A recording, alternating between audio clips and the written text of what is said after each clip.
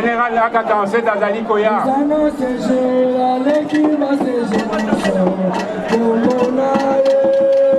Général, Yéwana Akoti, Azali Koya. Vous pouvez m'attacher dans Koya. Vous voulez que l'hôpital y a une défense. Mama Kiti Nayo, Mosa Pembe, bougez Kiti. C'est quoi ça non?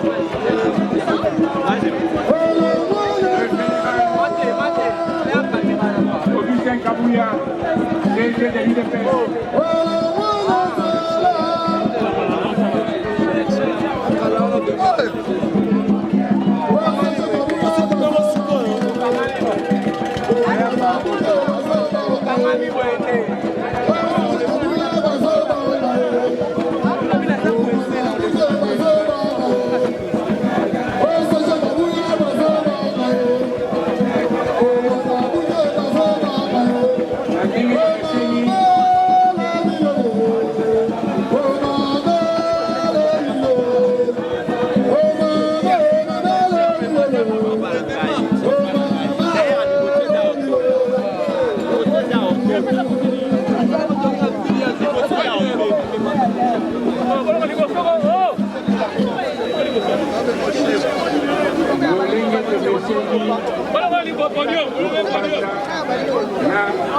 Hymne du parti.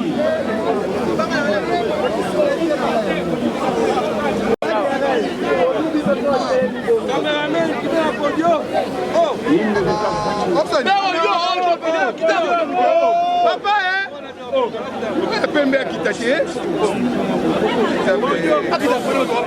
Maman,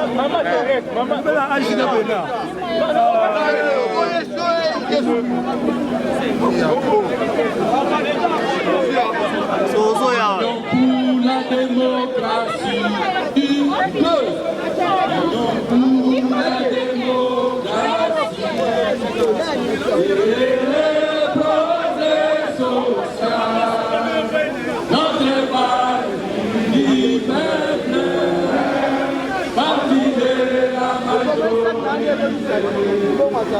Union pour la démocratie et le progrès social, notre parti du peuple, parti de la majorité, il pèse, il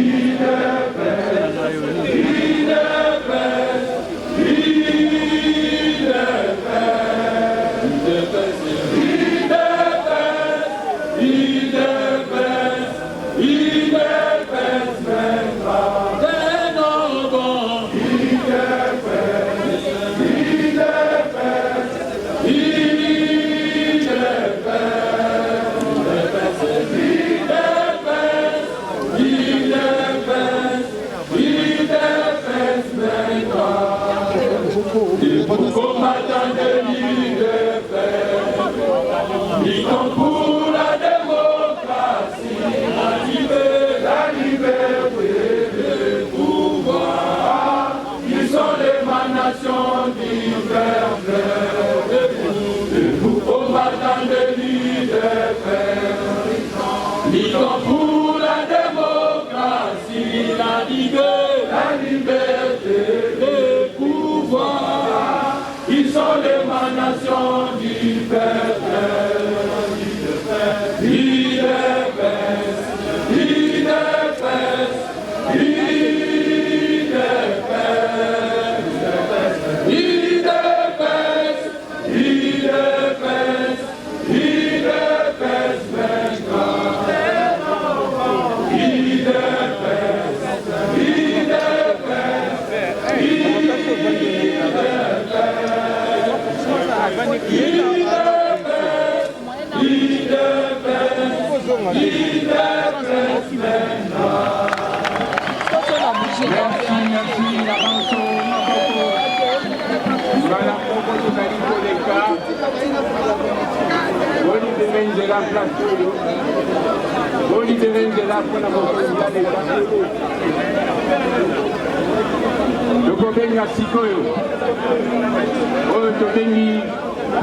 Mokonja Mampinga Manene Mahu de Pes, le secrétaire général, AK-47, Kabouya Mwanakouté, Augustin, général, Yaka, Nangouma Batelemi, Ponakoyo Kayo.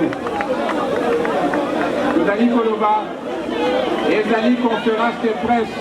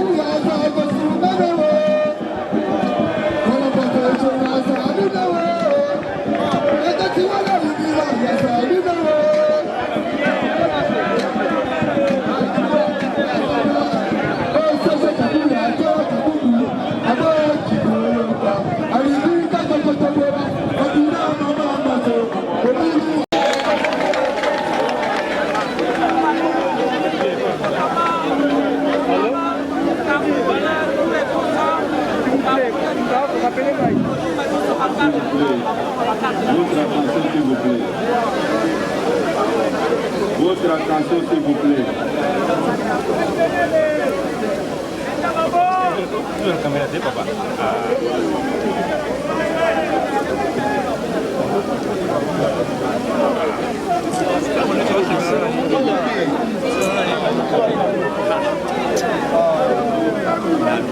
Moulinez en côté.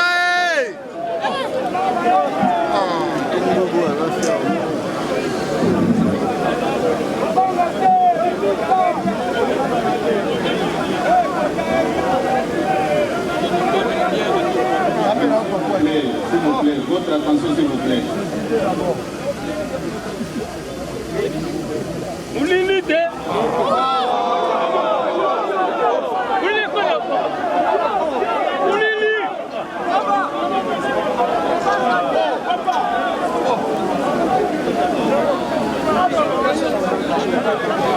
Ils ont déjà compris, s'il vous plaît. Ils ont déjà compris, s'il vous plaît. Regardons à l'essentiel maintenant, s'il vous plaît.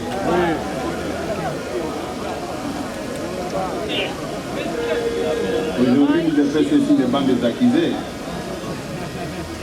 Nous voulons aussi apporter notre son de cloche devant nos amis de la presse. C'est la raison pour laquelle nous sommes venus ici. Bonjour à toutes les combattantes et combattants de l'IDPS.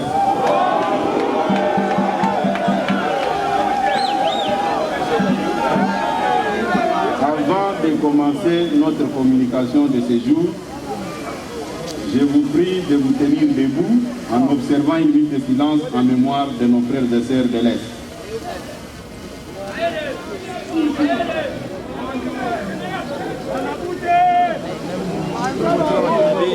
Ok, merci.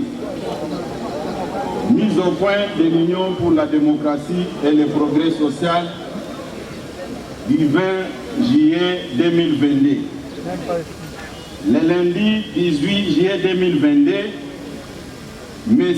Jean-Marc Kaboun, député national élu sur la liste de l'UDPS, ancien secrétaire général et président par intérim de l'UDPS Tshisekedi, récemment exclu du parti pour, entre autres, détournement de plusieurs millions de cartes de membres.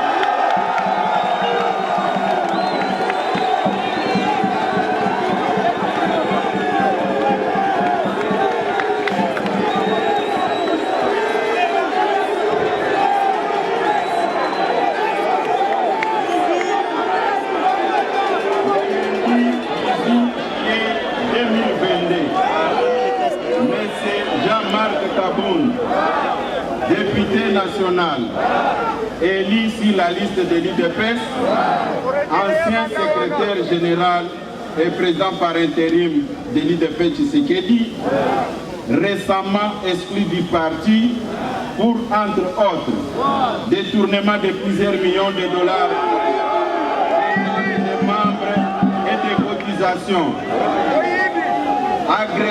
agression d'un élément de la garde républicaine, ainsi que monnayage et honteux des postes de responsabilité destinés à l'UDPS, s'est offert un moment en spectacle face à la presse. Au cours de celle-ci, il a débité en chapelet des contre-vérités dans le but inavoué de nuire à la personne de son Excellence, M. Félix Tshisekedi, président de la République démocratique du Congo et chef de l'État.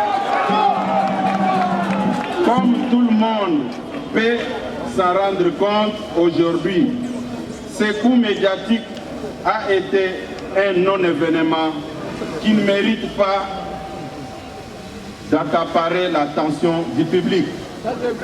Ça a été un coup de pétard mouillé et une nuée de fumée déjà engloutie dans l'atmosphère. L'Union pour la démocratie et le progrès social du UDPS Tshisekedi en sigle a suivi ces déclarations qu'elle considère comme injurieuses, diffamatoires et séditieuses, dirigées non seulement contre le parti, mais aussi contre son Excellence, Monsieur le Président de la République. En effet, plutôt que de dire à l'opinion les raisons profondes qui ont conduit à son exclusion de l'UDPS, M. Jean-Marc Kaboun, un homme frustré, a volontairement choisi d'extérioriser ses frustrations en débitant des mensonges dans le but de distraire et détourner l'opinion nationale dans son élan de la mobilisation et de solidarité avec nos forces armées engagées sur les champs de bataille sous le leadership du commandant suprême des forces armées et de la police, son Excellence, Monsieur le Président de la République, Félix Tshisekedi Tshilombo, et sur les partis UDPS qui lui a tout donné. Dans les lignes qui suivent, nous vous exposons la personnalité de M. Jean-Marc Kaboun pour vous permettre de comprendre sa vraie nature. Il justifie tous les faits et actes passés et présents avant de révéler et de tordre les cous à ces contre-vérités avec chiffres à l'appui. Les vraies raisons de l'exclusion de M. Jean-Marc Kaboun de l'UDPS, poussé par la folie du pouvoir, les malins de Jean-Marc Kaboun ne s'étaient jamais empêchés de s'ériger en justicier qui non seulement s'est donné l'audace d'interpeller les gens, mais aussi infliger, sans titre ni qualité, des châtiments corporelle à ses victimes. Il ne se gênait pas de confisquer les biens d'autrui, dont les carrés miniers et autres biens matériels.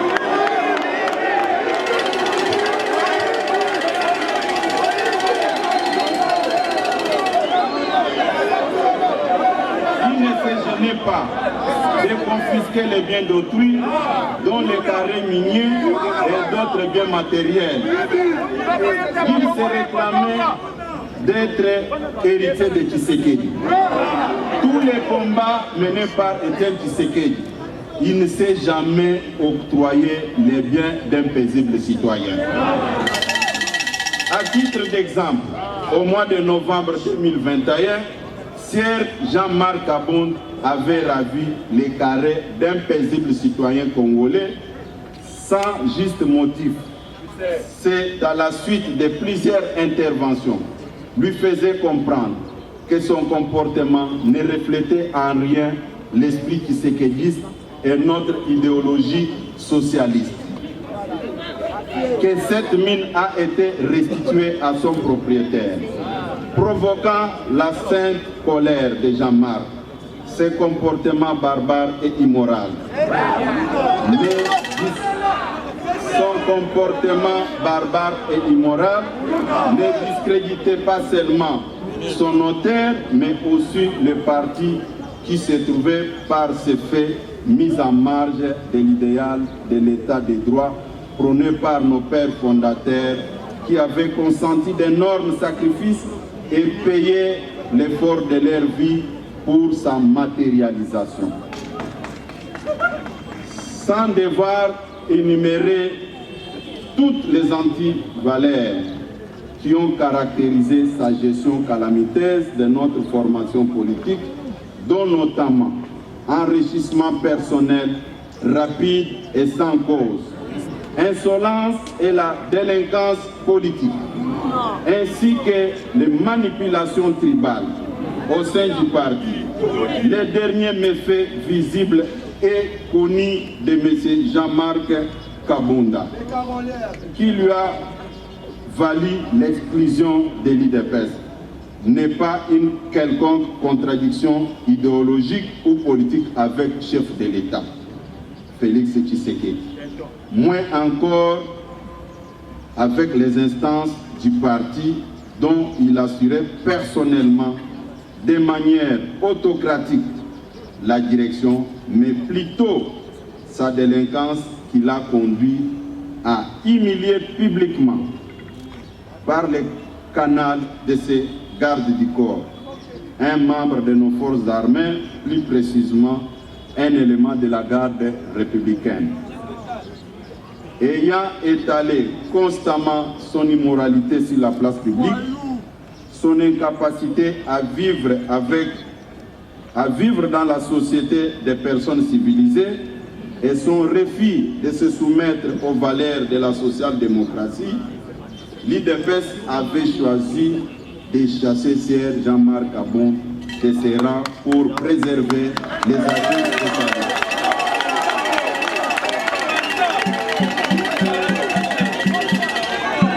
Contre-vérité de M. Jean-Marc Kabund sur les prétendus stagiaires et jusseurs qui seraient au sommet de l'État. Venu à la tête du parti dans les conditions que tout le monde connaît et sur lesquelles je reviendrai brièvement ici. Jean-Marc Kabund n'avait assumé aucune fonction publique dans sa vie. Il s'est tout de suite retrouvé vice-président de l'Assemblée nationale. Il a été seul à la sélection, ou bien il a été seul à sélectionner les 90% des collaborateurs actuels du chef de l'État et la totalité des membres du parti au gouvernement. À les qualifier des stagiaires, soit qu'il les avait sélectionnés à dessein pour nuire au mandat de l'IDPS et de son Excellence, Monsieur le Président de la République, à la tête du pays. Soit qu'il était lui-même d'une incompétence caractérisée, qu'il ne les avait pas su stagiaires. Lorsque Sier Kabonde parle des Jusserres, il faut qu'il précise s'il ne s'adresse pas à lui-même.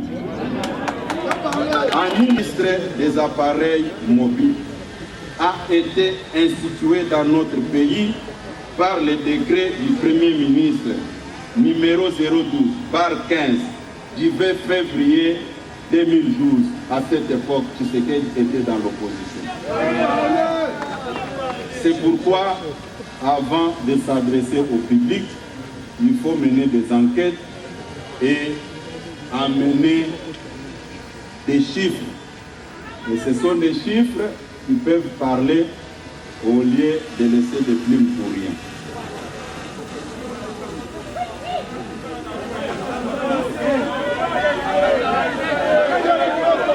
Mais le plus grave que ce monsieur de Jean-Marc, comme député, alors à l'époque deuxième personnalité de l'Assemblée nationale, n'a pas touché d'un seul coup lors des discussions de ce dossier à l'Assemblée nationale.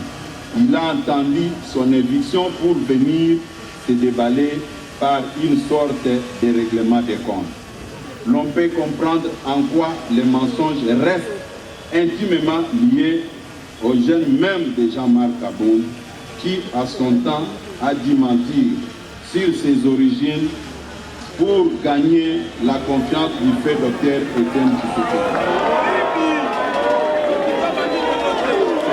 Pour un petit rappel, le monsieur, quand il est arrivé ici, il s'est fait passer pour un Katangé Karundé au moment où il était originaire des territoires de Luisa. Le deuxième élément, des fils de son état, il avait menti encore qu'il était licencié en relations internationales.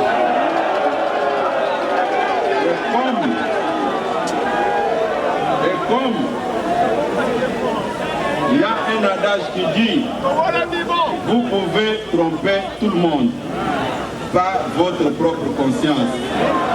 Après avoir compris qu'il ne pouvait pas rester dans cette logique des faussaires, c'est comme ça qu'il était obligé de reprendre le chemin de l'université pour aller se faire inscrire à l'ILK.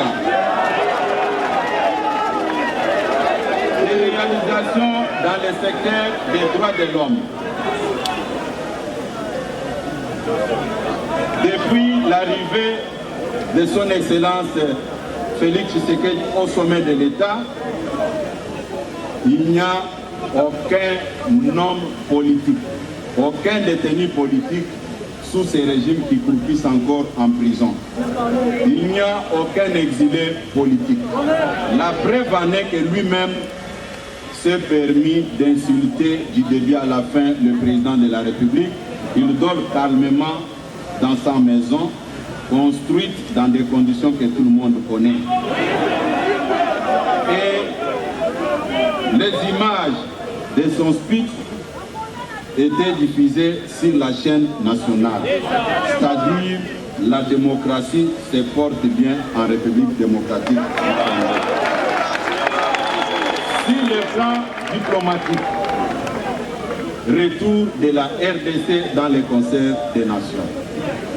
Le leadership de son Excellence Félix Tshisekedi était confirmé lors de sa prise de fonction au sommet de l'Union africaine.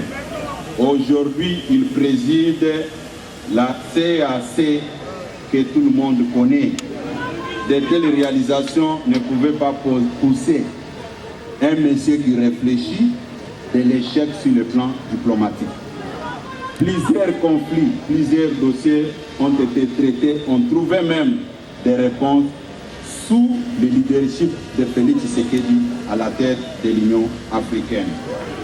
D'autres réalisations au niveau de la fonction publique que j'allais oublier. À titre d'exemple, un huissier retraités pouvaient toucher 8 000 francs congolais par mois.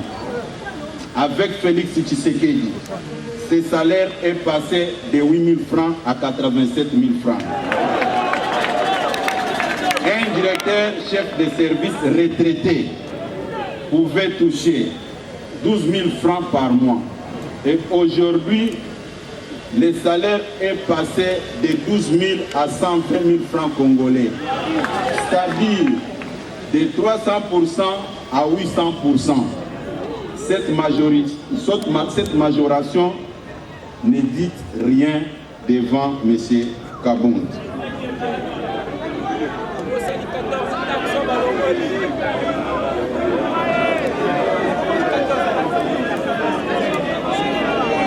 Comportement de M. Kabound avec ses voisins. La politique de bon voisinage que tout le monde prône n'avait pas de la place chez M. Jean-Marc Kabound. Vous de la presse, vous pouvez descendre à Kingabwa. Comment expliquer un président par intérim d'un parti au pouvoir pouvait se donner le luxe d'autoriser, d'envoyer ses gardes du corps aller trouer les pneus de ses voisins en face de sa résidence? Et ça, c'est la démocratie et l'état de droit. Comment expliquer un président d'un parti au pouvoir pouvait se donner le luxe d'aller confisquer la sonorisation en pleine prière dans une église à côté de sa parcelle? Et un monsieur pareil aujourd'hui se donne le luxe de nous donner des leçons de morale. Moi personnellement, si j'étais à sa place, j'allais me taire. Et quand il s'est comporté de cette manière, j'avais dit merci Seigneur. Parce que j'avais déjà prédit, j'avais dit à quiconque que vous allez voir sa première sortie médiatique, ça sera un fiasco. Et tout le monde l'a vécu. Et certaines personnes, pour justifier tous ces comportements insensés, immoraux, on imputait ça sur les dos du secrétaire général. Comme quoi, c'est lui qui induisait ces derniers à commettre les fautes. Et je reviens vers mes accusateurs. Il s'est comporté de la manière que tout le monde a déploré.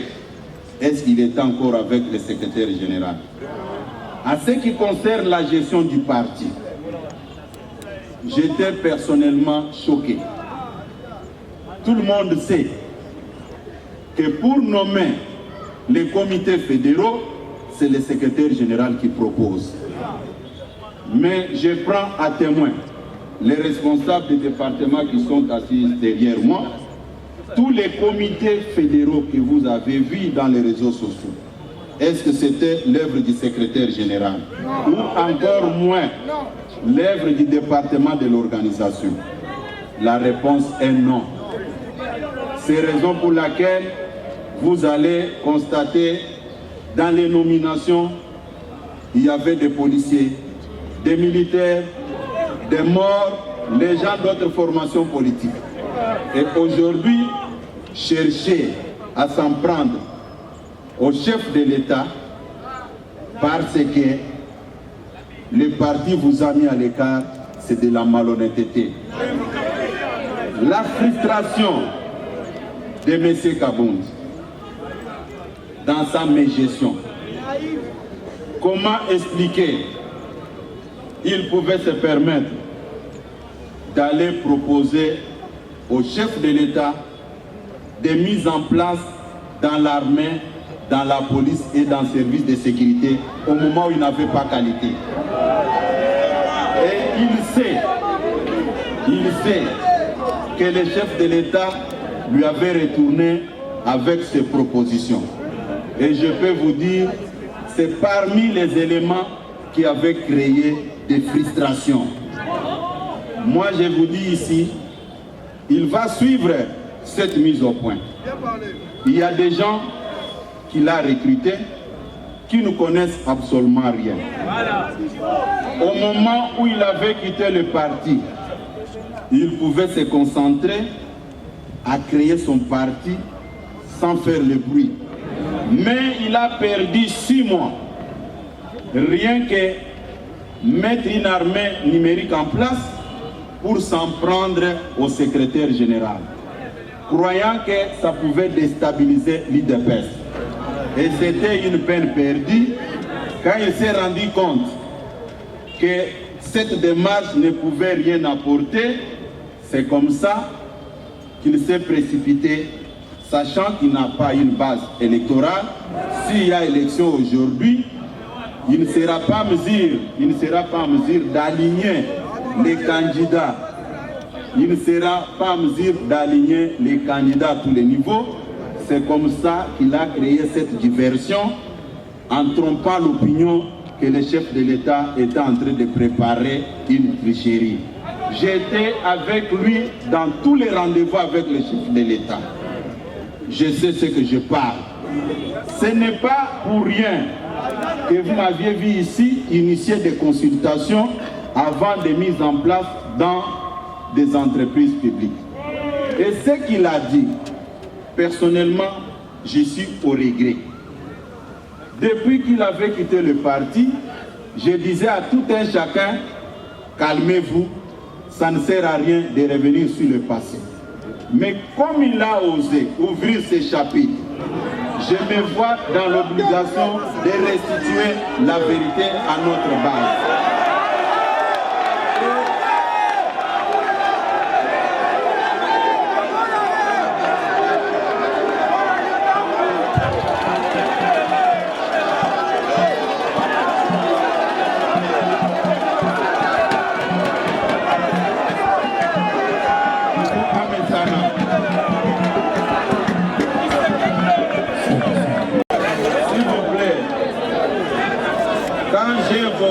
Les problèmes de mise en place au niveau de nos fédérations. Je voulais apporter une précision de taille. Ce n'est pas que le secrétaire général et le département de l'organisation n'avaient rien fait. On avait mis toutes nos énergies en place pour proposer les comités fédéraux à sa signature. Malheureusement, après avoir terminé le travail, vous pouvez vérifier l'information. Il nous a manqué du respect. Il a pris ce travail, il l'a mis dans son tiroir, il a convoqué son petit staff pour faire le travail que nous on avait fait pendant 1 mois et demi. Et quand les gens sont venus me voir, je leur ai dit ceci, laissez le temps au temps. Nous allons marcher avec ce que lui va nous proposer. Et c'est connu de tout le monde. Un jour, un de mes adjoints est revenu d'une mission. Il est là, le secrétaire général adjoint de OBJ.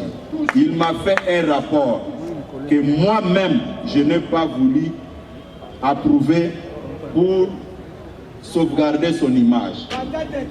Ce n'est pas que j'avais peur, mais je voulais sauvegarder la stabilité et l'unité au sein du parti. Malheureusement, notre gentillesse lui a cru, c'était un signe de faiblesse. Il y a beaucoup de choses que je vous promets ici devant la presse. Comme lui a choisi la voie de s'en prendre au chef de l'État, il faut que tout le monde le sache. Il faut que tout le monde le sache aujourd'hui. Une fois élu premier vice-président de l'Assemblée nationale, si nous pouvons faire les calculs, il ne mettait plus encore ses pieds ici pour diriger le parti. Il dirigeait le parti au téléphone. il prenait des décisions au téléphone. C'est moi, votre humble serviteur, qui avait pris la charge de garder cette base qui est aujourd'hui devant nous. Et il pensait dresser la base contre les chefs de l'État. Lui réfléchissait et moi aussi je réfléchissais. Aujourd'hui, la base est restée derrière les chefs de l'État. À vous les amis de la presse, à vous les amis de la presse, M. Kabound a parlé des Jusser. Quand vous regardez ce qu'il était et ce qu'il est aujourd'hui, qui est Jusser et qui n'est pas Jusser?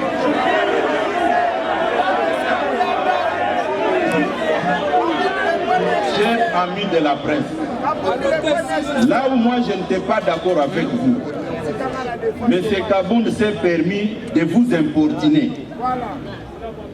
Quand il a évoqué l'aspect des réalisations des recettes, mais il fallait qu'il vous présente les chiffres comme je l'ai fait maintenant. Il ne l'a pas fait et vous avez applaudi et vous êtes parti.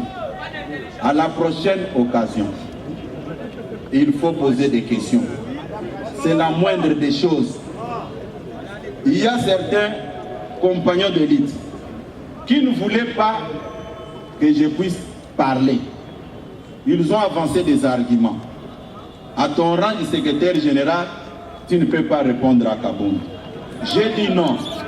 C'est comme aujourd'hui, quelqu'un vient attaquer votre papa, comme vous êtes habillé en tenue de couleur blanche, vous dites que non, je serai sali. Je dois d'abord défendre mon père et les habits, on verra après. Je vous promets aujourd'hui, chers amis de la presse, n'hésitez pas un seul instant.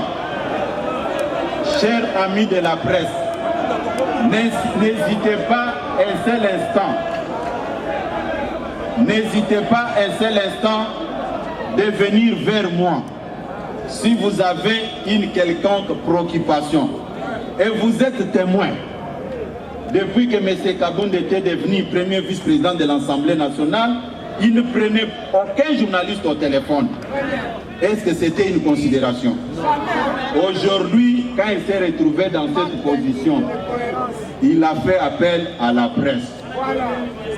Ce qui n'est pas du tout correct. Pour ne pas vous prendre beaucoup de temps, retenez une chose. Il y a dans la vie ce que l'homme ne peut pas récupérer. La parole que vous sortez dans votre bouche et le temps perdu. Je pense nous avons dit l'essentiel.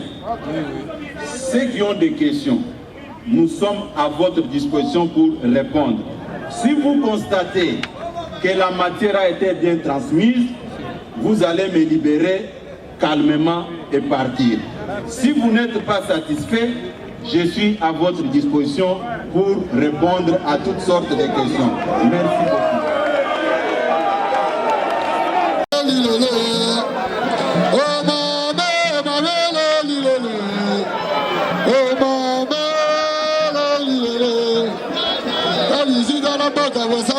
Go